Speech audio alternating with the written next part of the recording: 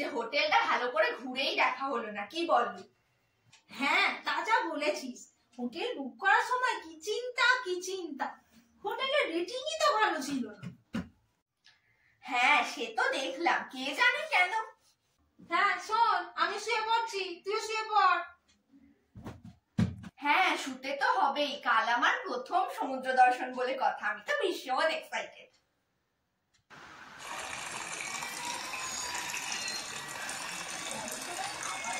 জল পড়ার আওয়াজ আসছে।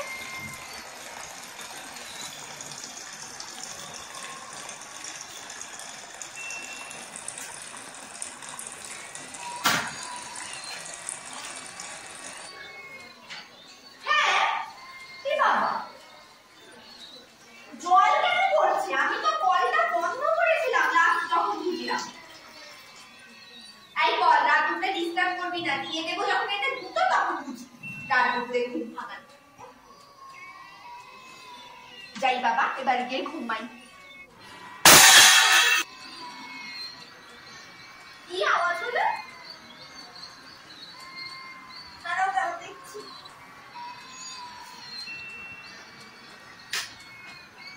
বৃষ্টিটা পড়ে দরজা বন্ধ, বৃষ্টিটা কি করে পড়লো? দরজা বন্ধ থাকা অবস্থায় এখানে চলে এলো।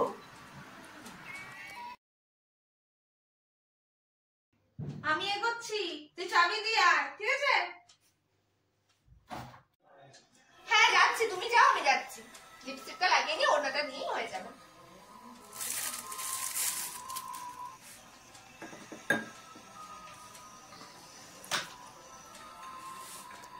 ওড়নাটা নিয়ে নি। আজকে আমার প্রথম। কি হলো ব্যাপারটা? এতক্ষণ তো পাখাটা অফ ছিল, সুইচ ছাড়া চলতে আরম্ভ করে গেল কি করে? কই রে, আয়, দেরি হয়ে যাচ্ছে। হ্যাঁ যাই। দূর, এখন তো ভাবার সময় নেই, ওদিকে আবার বেরোতে দেরি হয়ে যাবে।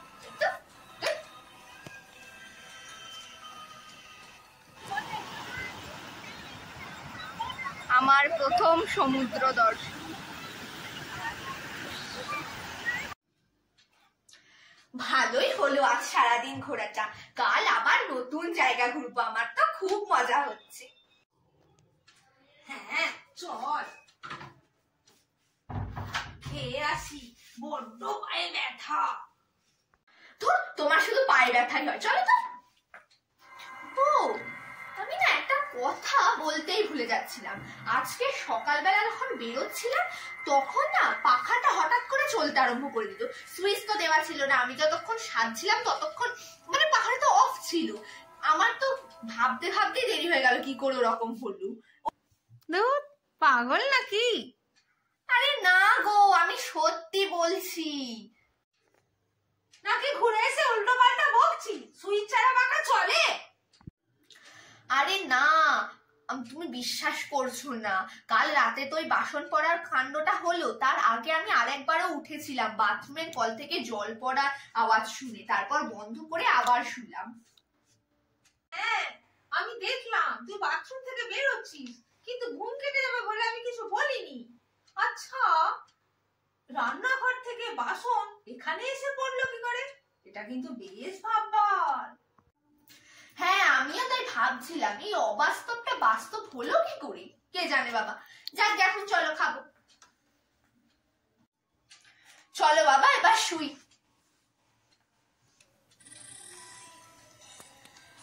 এ বাবা, লোডশেডিং হয়ে গেল তো। দাঁড়া, একটা মোমবাতি জ্বালি।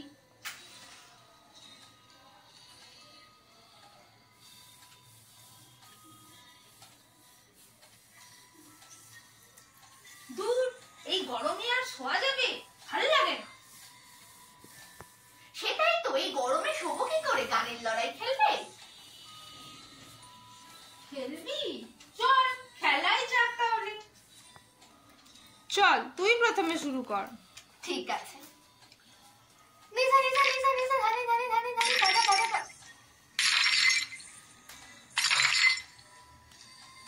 এসব কি হচ্ছে? পাশের ঘরটা তো সবসময় বন্ধ থাকে, তাহলে পাশের ঘর থেকে ভাঙচুরের আওয়াজ আসছে কি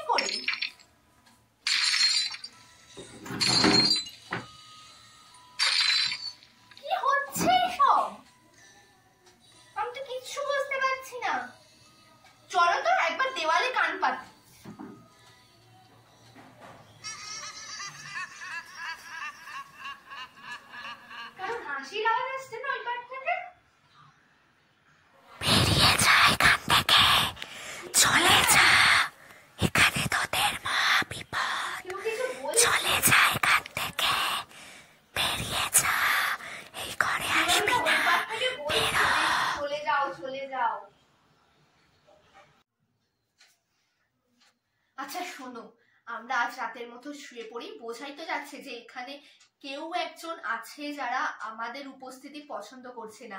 এখানে যেই থেকে থাকো আমি তাকে কথা দিচ্ছি যে আজকে রাতটার মতো আমাদেরকে এখানে থাকতে দাও, কাল সকাল হলেই আমরা চলে যাব।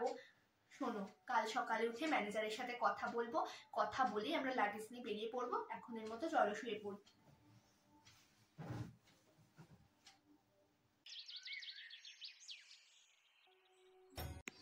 হ্যাঁ হ্যাঁ হ্যাঁ, ঠিক আছে ঠিক আছে, আপনাদের আমি দিচ্ছি 304 আর 305 নম্বর ঘর। এগুলো একদম ফ্রন্ট সি ফেসিং, বারান্দা থেকেই আপনি সমুদ্র দেখতে পাবেন। হ্যাঁ, এসি নেই, নন এসি রুম। ওগুলো আপনার ভাড়া হচ্ছে 1000 টাকা। হ্যাঁ হ্যাঁ হ্যাঁ, আপনি আমার কথাটা আপনি এক্ষুনি শুনবেন। একটুখানি দাঁড়ান ম্যাডাম, দাঁড়ানোর সময় নেই, খুব জরুরি কথা। আচ্ছা ম্যাডাম, একটুখানি আমি ফোনটা আপনাকে কল ব্যাক করছি। বলুন ম্যাডাম। আমাদের ঘরে কি আছে আপনি প্লিজ বলুন। আপনাদের ঘরে? কোন ঘর আপনাদের? 203 নম্বর রুম। 203 নম্বর রুম। কি হয়েছে? কি আছে আমাদের ঘরে? আবার কি থাকবে? আমরা যেদিন থেকে এসেছি সেদিন থেকে প্যারানর্মাল জিনিস ঘটে যাচ্ছে। প্যারানর্মাল জিনিস? আপনার মাথা ঠিক আছে ম্যাডাম? কি বলছেন? প্যারানর্মাল জিনিস হোটেলের মধ্যে কোথায় গিয়ে থাকবে? ওখানে কিছু একটা আছে। আমরা কি গল্প বানাতে এসেছি আপনার মনে হচ্ছে? কিছু একটা আছে মানে? আপনি ঠান্ডা হন, আপনার কিছু একটা ভুল হচ্ছে। কি আছে? আমার কোনো ভুল হচ্ছে না, আমি বলছি আপনাদেরকে কি কি ঘটনা ঘটেছে। আচ্ছা বলুন, আপনি আমাকে বলুন কি ঘটেছে আপনার সাথে। আমরা পরশুদিন যেদিনকে এলাম সেদিন রাতে বাথরুম থেকে জল পড়ার শব্দ হচ্ছিল। আমরা যেই কলটা বন্ধ করে শুলাম অমনি বন্ধ রান্নাঘর থেকে বাসন আমাদের ঘরে এসে পড়লো। এটা তো কোনোদিন সম্ভব নয়, বন্ধ রান্নাঘর হতেই পারে না এটা।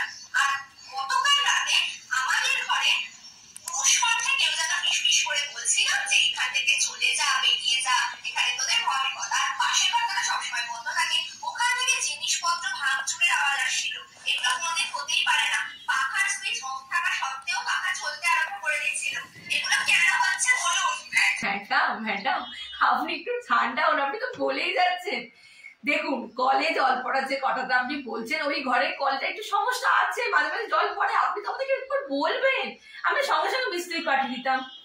আপনি এই ব্যাপারটা নিয়ে এত মানে। আচ্ছা তাহলে বন্ধ রান্নাঘর থেকে বাসনটা কি করে করলে একটু বোঝাবেন? বন্ধ রান্নাঘর থেকে বাসন? আপনি মনে হয় বেশি ভূতের সিনেমা দেখেন, আপনি রাত্রে স্বপ্ন দেখেছেন ম্যাডাম। না, স্বপ্ন হলে আমি একা দেখবো, আমার মাও স্বপ্ন দেখবে।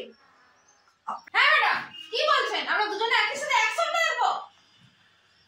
আচ্ছা ঠিক আছে ম্যাডাম, আপনারা একটু শান্ত হন দুজনে। আপনাদের কোথাও একটা বুঝতে ভুল হচ্ছে। আমাদের বুঝতে ভুল হচ্ছে না। এই হোটেলে রেটিং একেই কম ছিল, তাও সি রেটিং বলে আমরা 203 নম্বর ঘরটাই বুক করেছি। দেখুন ম্যাডাম, দেখুন আমি আপনাকে বলছি, আপনি বলছেন রেটিং কম। আমরা কিন্তু আমাদের হোটেল অনেক পুরনো হোটেল, আমাদের হোটেল এমনি সি ফেসিং রুম, এত ভালো ফ্যাসিলিটির জন্য এমনি চলে। আমাদের আলাদা করে সোশ্যালাইজ করার দরকার পড়ে না, বা গুগলের রেটিং এর বেসিসে আমাদের হোটেল চলে না। বলবেন? দেখুন, আমার কোনো সত্যি বলার নেই, তো আপনাকে আমি কি বলবো? আপনি এত সস্তায় এই রুমটা পেয়েছেন, তারপরে আপনি আরো বেশি সন্দেহ। আপনার বুঝতে ভুল হচ্ছে। এইটা আমাদের হোটেলের কিছু ফলস নেই। আপনারা ঠান্ডা করুন। আপনি চুপ করুন, আপনি বলবেন না তো আমি তাহলে পুলিশে কল করব। না, পুলিশে যাবেন না, পুলিশে যাবেন না, আমি আপনাকে বলছি। কয়েক বছর আগের ঘটনা, আমাদের হোটেলে একটা কাপল এসেছিল থাকতে। তাদের 4 দিনের জন্য রুমের বুকিং ছিল, কিন্তু 2 দিন ওদেরকে আমি দেখতে পেয়েছিলাম। তারা খাবার অর্ডার দিয়েছিল, বাইরে বেরিয়েছিল। তারপর হঠাৎ করে 3 নম্বর দিন থেকে ওনাদের আর না দেখতে পাই না, বেরোতেও দেখি না, কোনো কিছু তাদের কোনো কিছু দেখতে পাই না। তারপর 4 নম্বর দিনের মাথায় যখন ওদের চেক আউটের টাইম আসে, ওনারা না আসছেন দেখে আমরা ওনাদেরকে খোঁজ করতে গিয়ে দেখি যে ভদ্রমহিলা যিনি ছিলেন তার কাটা বডি পড়েছিল, আর ওনার যে হাজবেন্ড বা বয়ফ্রেন্ড যিনি ছিলেন তিনি সুইসাইড করেছেন নিজের হাত থেকে। ছিন্ন ভিন্ন অবস্থায় আমরা ওই ভদ্রমহিলাকে পাই, আর সেটা কি বিভৎস দৃশ্য আপনাকে আমি বলে বোঝাতে পারবো না ম্যাডাম।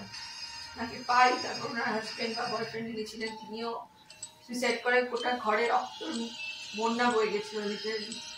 আমরা পুলিশ ডাকি, ওনাদের আইডেন্টিফাই করে তাদের বাড়িতে খবর দিই।